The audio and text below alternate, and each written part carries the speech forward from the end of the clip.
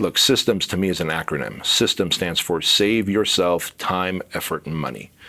And when we put in all the systems and structures in 2018 and 2019, while I was thinking we're going to do this so that we can start hockey sticking again in 2020, 21, what we ended up doing is saving so many of our franchise locations because we were able to pivot quickly. Our communications were more clear. Our team was just so squared away and dialed in. Everybody was rowing in the same direction. Had our coaching and profitability team, like the infrastructure, the trainings were there, so that pipeline of distribution for all the chaos they had to deal with was built, thankfully.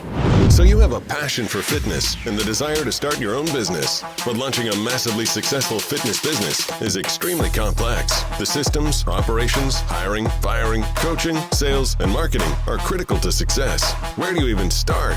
This show will give you the answers. Here is Bedros Keuilian and Bryce Henson, your hosts of the Fitness Franchise Podcast, a show dedicated to helping fitness entrepreneurs launch and grow successful gyms. Welcome back, friends, to another amazing episode. And before we get into today's episode, give us a friendly reminder to give us a like and subscribe on YouTube and write us an awesome review on iTunes. That way we can keep producing this content for you for free. So here, back in the studio with my man, B. And dude, I am fired up for this episode. We were chatting earlier, and we've been getting so many inquiries and requests about more about the Fit Body Bootcamp brand and, a little bit about what we do and, how we service our franchisees and the impact we have. And the biggest question is like, how did this all start? So, here we are in the studio, I think about 10 years from when I met you, B. But I want to say you started the brand somewhere between 2008 and 2009 as a licensing programs. So we'll get to that. But basically this episode is going to be a little quasi me interviewing B, who's our founder of Fit Body Bootcamp, just to really unleash the origin story. Yeah, dude, it was funny. We got to talking, and I've never really, not on the Empire show, not from stage, not on here, have I ever talked about the full origin story of how Fit Body Bootcamp came to be. Totally. So what a brilliant idea that was on your part. So let's dive in. Yeah, so I have some bulleted notes here, but I guess take us back to the start. I know roughly, it's 2008, 2009, it was, you had an extensive career in personal training, sold those businesses, but kind of, talk us from the very beginning. Yeah, so exactly right. What most people may not know is I actually had my personal training businesses throughout 1998, 99, 2000, 2001, and then I sold my 5 gyms. They were not Fit Body Bootcamps, they were called Premier Results. And those were one-on-one personal training. And when you think about how the economy was back then, the economy was thriving. And then, of course, 9/11 happened in 2001. The economy took a little dip, came back up. Housing market started to go up, if you remember. Yes. Yeah. 2003, I got married to Diana. Diana and I got married, and we started looking for homes. And we found this little town right here in Chino Hills by accident. That's a neat little story. We were coming back from snowboarding in Big Bear, and we really needed to use the restroom. The 91 freeway was like packed. So I saw this little off-ramp that said Chino Hills this way. I said, well, let's just get off this off-ramp. We'll find the nearest restroom at a gas station, use it, and hit the road again. And dude, we pulled into this community and whatever, find a gas station, use it. And then I noticed there's rolling hills everywhere, and there's horses, and it was a Sunday, we're coming back from snowboarding. People are watering their lawn, and they're waving at us. So we started just kind of driving through the community, and it was like Mayberry, right? I'm like, holy crap, what a nice place to live. We were engaged at the time, and so immediately we both looked at each other like, hey, would you want to explore this as a place to live when we get married? So in 2003, we get married, and we buy a little house in Butterfield Ranch. And the reason that part's important is because home prices in 2003 were starting to creep up, but we got into a little house we could barely afford, but I was working my butt off.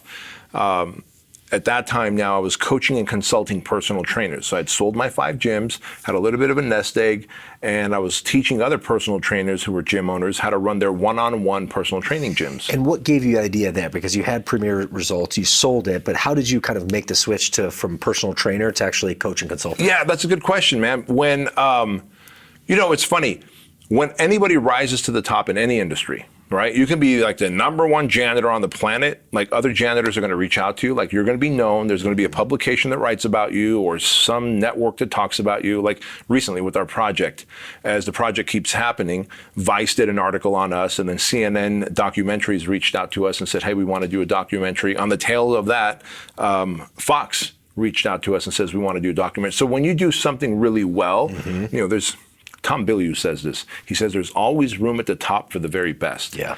And I do believe that. Elon Musk is proof of that. Cool.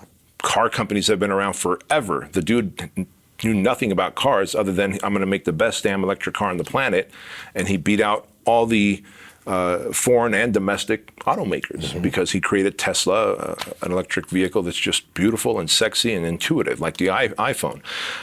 So when I built my gyms, Premier Results, I had a good mentor, Jim Franco, and personal trainers started to hear about it. Like, well, it's just one guy, one personal trainer who's building these gyms out, and then he's got a system where he has a manager run each one. The manager does the sales, and they do 30-minute sessions, not 60-minute sessions. So word got around, and personal trainers used to reach out to me. Just kind of inquiring, like, how'd you do it? What was your systems? How'd you put it together? Dude, my only question to them was, do you live in San Marcos? Do you live in Kearney Mesa? Do you live all the cities that I had my gyms in San Diego? San Diego, yeah. If they said, no, I don't live anywhere near you, I'm like, cool, I'll help you. And I would help them for free, and I would enjoy it because I'm like, hey, here's what I did, and you don't need to sell packages of 5 and 10 sessions for 60 minutes at a time. Sell people, 1 time a week, 2 times a week, 3 times a week, or 4 times a week. That means for a whole year, they're buying 192 sessions. If they want to come 4 times a week for a year, I still remember the numbers. 48 sessions if you come once a week. 96 sessions if you come twice a week, 144 for 3 times a week, and 192 sessions if you come 4 times a week for a whole year. So I would sell a whole year program to people. But reoccurring revenue. Monthly reoccurring revenue, like Jim Franco taught me, take a little bit of money from a lot of people. And then I was like, what if I take a lot of bit of money from a lot of people, right? So it was like $800-900 a month for one-on-one personal training 4 times a week for a year. And so, dude, we had, some of our gyms had like $50,000, $60,000 a month in recurring revenue coming in. And these are like 2,500 square foot gyms. And so, except it was one-on-one personal training. So I had 10, 12 trainers delivering the service. And I'm like, we don't need 60 minutes. We can train people in 30 minutes. So keep them rotating faster, right? So these trainers everywhere, word got out, and I was helping them over the phone, and I enjoyed it. Didn't charge them a penny. And so when I sold my gyms, I was like, man, the internet's really popping off in 2003, right? Like maybe I could start doing like internet-based business coaching. And so that's kind of how that whole thing started, coaching one-on-one personal trainers. By this point now, we're in 2003, 2004, 2005, housing market's going up. Yeah. And well, we see what happens in 2008. The housing market comes crashing down. Yep, with a hurry. And all these personal trainers who had one-on-one personal training studios, who are my coaching clients, were reaching out to me saying, hey, listen, I'm losing clients. They're losing their homes. They lost their jobs. The housing market has crashed. They can't afford one-on-one personal training. So I'm going to have to fire you as a business coach. I was like, crap. And I'm thinking, I'm not about to go live on my parents' couch with my wife and a newborn son, right? Andrew was born in 2005. He's 16 now, and this is 15 years ago. Right. Chloe was born in 2007. And so Chloe was born, and like 4 months later, because she was born in October, 4 months later, the housing market crashes. So it's like, with 2 babies and a wife, I'm not about to live on my parents' couch because I'm losing all my coaching clients, right? And so then I started doing outdoor boot camps myself. I'm like, you know what? Maybe it's time for me to start doing, and this is what most people don't realize, the seed of Fit Body Boot Camp took place about 1.5 miles from here at Butterfield Ranch Park, where I was running the 7 a.m. and 9:30 a.m. sessions. Butterfield Ranch Park. It's funny, like when I first met you previously, like with the CDs and then some of the YouTube videos, you referred to Butterfield Ranch a lot, and that's actually right in her backyard here. Yeah. So I lived in Butterfield Ranch, which is a little pocket, a community pocket here, and held on to as many coaching clients as I could, and was running boot camps in a park. And dude, one time, because a lot of horses here in the hills, the fence that divides the hills that the horses are on in the park had been breached, and horses were running around in the park. And my clients were freaking out, as was I. Another time, the sprinklers decided they're going to turn on at the wrong time, at like 9:30 when my sessions were running. And so like we couldn't get them to turn off. And of course, if it was raining, and California is known for its great weather, but even then, when it's raining, when it's cold, clients wouldn't show up to boot camp. So I was like, crap, man, this boot camp model works. And I was charging $299 per client, and I had about 30 clients per class, 2 classes a day, right? And I was like, all right, so between this and coaching a handful of clients, gym owners, I'm going to make it happen. But I knew as the housing market crashed that if I could just take this outdoor boot camp indoors, it becomes weatherproof, it becomes horse-proof, sprinkler-proof. Horse-proof. One time there was a king snake like slithering through the grass. All the ladies freaked out. And they look at me to help them, and I'm like, are you shitting me? I'm not gonna touch that thing. So I had to find a long branch and scoop this thing up and like toss it over a fence, right? You're not gonna have any of that in a brick and mortar, man. And so in late 2009, at this point, a coaching client of mine was like, hey man, my one-on-one personal training gym is starting to like really bottom out. What do you recommend I do? I'm like, dude, switch over to boot camps. Like, I'm looking to take my outdoor boot camp indoors. He switched over to boot camps. He was already indoors, so he was a step ahead of me. And he switched over to boot camps, and I helped him kind of start that model, and he started crushing it, because now instead of charging $700-800 a month for one-on-one personal training, he was charging $199 a month, which means you can not only get more people who can afford $199 a month than $700-800 a month. But now for like, let's say the 9 o'clock hour, you could fit 15, 20, 30, 40 people instead of just one client. Totally. Right? So it's one-on-many instead of one-on-one. And I'm like, dude, you're crushing it. He's like, yeah. I'm like, man, I'm looking for an indoor place to open my place. He's like, hey, would you want to do it together? I'm like, sure. So the first Fit Body Bootcamp location was opened up inside of a gymnastics center in Rancho Santa Margarita, California. Really? I'm sorry, Costa Mesa. The second one was Rancho Santa Margarita, California. Costa Mesa. It was an all-star gymnastics center. I remember the name. And, gymnastics centers have those carpet bonded foam flooring, which is why the first round of Fit Body Bootcamp locations had the blue carpet bonded flooring, the 1.5 inch thick carpet bonded flooring. It's soft on the knee, soft on the joints. It's actually incredible floor Works material. great with furniture sliders, right? Totally. And so till this day, now we have a custom color. It's not blue like a gymnastics center. We have a custom color, but till this day, we still give a nod to our heritage, coming out of a gymnastics center, by using the carpet bonded foam that's found in gymnastics centers. And so that's the little Easter egg there. When you walk into a Fit Body Bootcamp, you can now tell that the floors are from a gymnastics center. And they're antimicrobial. Like it was almost like it was perfectly built out for what we do. Seriously. And now, because we have our own brick and mortars, once we moved out of the 2 gymnastic centers we were in, we rented. Now remember, as housing market crashed, then the commercial market crashes. So there's all these open storefronts, right? And so they're offering 2 months, 3 months, 5 months, 6 months of free rent.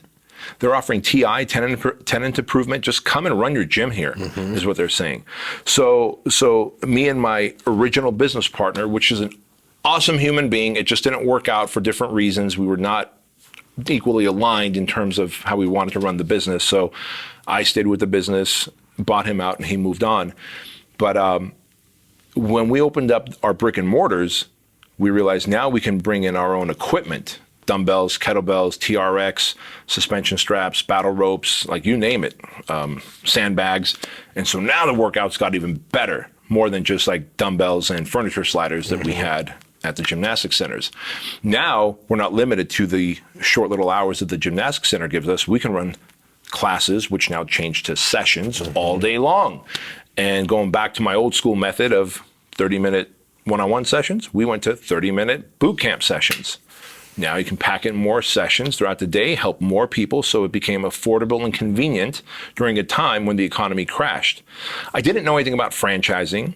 Yeah, because I want to go there, because I want to say at that time, you were licensing the model. Yes, we were, and we pretty much were like, hey, look, pay us X amount of dollars, And every year, and you could license the brand, and we'll send you a box of DVDs that tells you how we do our marketing and how we run the systems, et cetera. Great DVDs, by the way. That's how I got started back in early 2012. So it did the trick. Thankfully, we've leveled up since the last decade. Now we've got a whole team that holds your hand and walks you through the success process. But back then, you would get, dude, when you came on board, it was 12 DVDs. Yeah. Like the first 20 to 30 licensees got 2 DVDs. Yeah, and that was it. And we realized, okay, we need to have systems, we need to have forums, we need to have documents, and so the DVDs grew. This is a little embarrassing, but it must be shared. By 2011, we had over 100 licensed locations across the country, right? Because remember, I had gym owners as customers. So I was going to say, how that's a very easy something to oversee, but that's incredible growth in a very short amount of time. And I didn't even know that was incredible growth. I was just so desperate to not go live on my parents' couch because I was losing coaching clients, and I certainly didn't want to be out in the park running boot camp sessions myself or inside of a brick and mortar. Those days were gone. I've got kids. I've got a wife. I want to work from home if I can, right? Or at least an office. I had paid my dues in the trenches as a gym-based personal trainer, working in a big box gym early in the mornings, late at night. And so I was just kind of burnt out of that part. So I loved owning a business and not necessarily being in the trenches.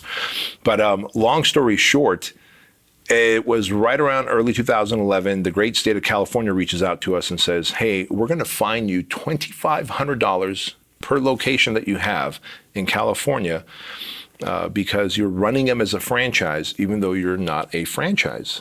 And we're like, what do you mean? And as it turns out, the one mistake I made was giving every one of my licensees I think at the time it was a 5 or 8 mile protected territory. And the moment you do that, so there's certain things that if you check off any one of these boxes, you're officially operating as a franchise. One of them was giving them a territory, which is why CrossFit, which is a licensing program, an affiliate, doesn't give territories. Because you can stack a CrossFit in the same building, right off each other. Yeah. 2 neighbors could be CrossFits, and they just have to duke it out and compete on price, and they hate each other. And so when I saw that, I was like, well, I don't want my Fit Body Bootcamp licensees to compete and to hate each other. So I'm just going to give them a little distance, right? And I was so archaic, dude, in the process that some of our Southern Orange County locations, like Newport Beach, Huntington Beach, we'd give a 6 mile radius. But if you're in Newport Beach, the 6 mile radius puts half of your territory in the Pacific Ocean. The water, yeah. Right? So, folks, sometimes it is okay to start without knowing the path, specifically.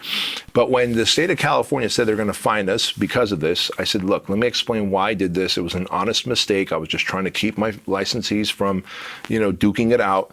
And so what can I do to make it right? They said, well, you got to become a franchise. And so I spent the next year, they said, don't sell another location, become a franchise, and then you can start selling again, and we won't fine you the whatever it was going to be, near $100,000 or something. And I didn't have that kind of money. I might as well have gone bankrupt. And so by mid-2012, we franchised, and we were operating as a franchise, and our licensees converted into a franchise. And man, it was just hockey stick years, 2013, 14, 15, they were hockey stick years. But here's a big lesson from my poor leadership. When you are hockey sticking and growing a big company, what you sell today and do today, you don't see the impact till about a year or 2 years down the road. So as we grew to 200, 300, 400 locations by 2015 and 16, we hit the Inc. 5000 list of fastest growing businesses in the world. Entrepreneur Magazine. Entrepreneur Magazine's 200 fastest growing franchises out of 175,000 franchise brands. We were in the top 200 2 years in a row. And man, we're just selling and servicing the best we could, but I didn't know how in-depth the servicing needed to be. Yeah. Shame on me for not committing to the idea of learning and understanding real franchising, right? And so because of that, we encountered growing pains like any business would if you're growing that quickly and don't have a strong foundation. And so it was right around that time that I was like, gosh, we need to slow down our growth and stack up our team, our knowledge, our service and support, go granular, go deep into the weeds, and hold our franchisees' hands throughout the entire process. Make success predictable instead of, here you go, here's your franchise, here's your 12 DVDs, call me when you have a chance, here's my number. If I don't pick up, I'm trying to make a sale on the other line, so just call me again. Like, I was selling and supporting, and you can't do that, right? Like, we had a total of like 6 employees back then, where today we have well over like 30 people in this building and outside of this building that support Fit Body Bootcamp franchise. And of course, our big shift was when we decided to bring on this really amazing dude that I like, who happened to own 3 Fit Body Bootcamp locations. You. Right. Appreciate that, my friend. What year was that? 2017? 18? 18. 2018. So once we experienced our growing pains, 2016 and 17 were very painful. I knew that if I had the good fortune to be able to coach and mentor you for several years before that, because you came on board in 2012. As a franchisee. Yep. I had a good opportunity to coach and mentor you, and I saw that you've got this it factor, this like rage in your eyes, this focus, this intensity, this chip on your shoulder. And if you know anything about me, that's like, you, buddy. We are cut from the same cloth, Bryce and I. And so I was like, okay, how do I get Bryce to help me lead Fit Body Bootcamp? And so I was able to make you an offer that you finally didn't refuse.